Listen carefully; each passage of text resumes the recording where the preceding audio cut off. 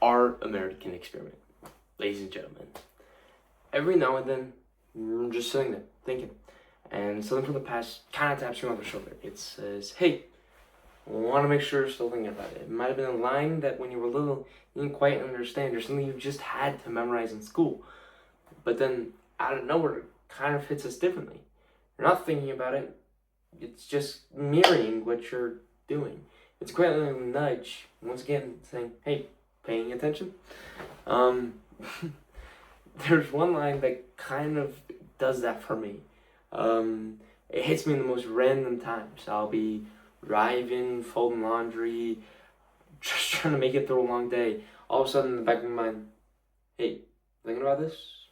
And yet, it just kind of drifts in the perfect moment, too. We hold these truths to be self-evident, that all men are created equal. We've heard these words a million times. They've been scratched on paper, written in sand, and etched in stone. But we hear it so much it becomes background noise. When you stop, really stop and sit, it hits us differently. It's bold, it's beautiful, sure, but it's also complicated. Because those words weren't written to sound poetic, they were written as a standard, a promise, a declaration to every person that they matter, and that every person has the rights that no one should be able to take away. And yet, bear with me, this is the part that gets everybody. The people who wrote those words didn't live them. They were not perfect. They didn't even live close to them, not even close.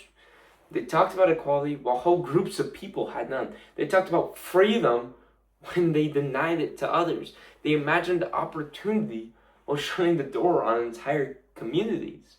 From the very beginning, those words were both our proudest ideal and the greatest contradiction. And that contradiction didn't magically disappear with time. It doesn't just fade because the generations moved on. It's still here. Those words don't sit quietly in the museum. They don't sit on a shelf anywhere. They poke at us. They ask us whether we're actually living the values we love to quote, whether we treat people with dignity, whether we protect each other's rights, whether we make room for people who weren't handed a head start, whether we are willing to face the parts of the story of our country that make us feel uncomfortable. If you look back at the people who pushed the country forward, they weren't the ones who shrugged and said, "Well, that's just kind of how it's always been. Not much can change." They were the ones that said the opposite of that. That's how it's been, but that's going to change. They weren't the ones that treated it as a decoration. They treated it as a declaration. They were the ones who refused to let it become empty promises. They insisted that equality had to mean everyone. They fought for freedom when it was denied. They believed that the country had to be better. And because of them, it was. Not perfect, not finished, but better. And here's the thing. Progress has never been automatic. It's never been guaranteed even.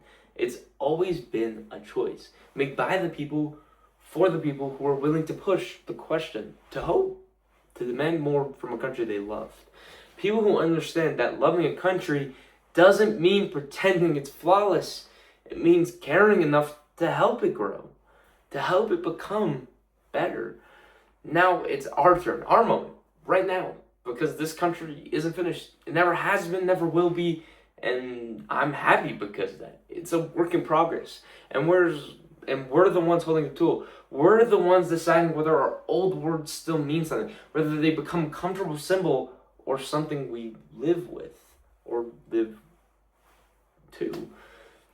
The greatness of America has never been perfection. It's been stubbornness, the refusal to give up the ideals we started with, the belief that even when we fall short, we can get back up again and try again and again and again. Understanding the progress is bigger than all of us, bigger than one generation. The responsibility is shared by all of us. The founders left us this responsibility, an unfinished promise. They want us to become from pages on a paper, to reality, not just for someone, but for everyone. So if the next time we think We hold these truths to be self-evident. We're not reciting an old passage. We're renewing a promise to honor the dignity of every person, a promise to protect the rights of every person. Not people who think like us, not people who act like us, but everybody.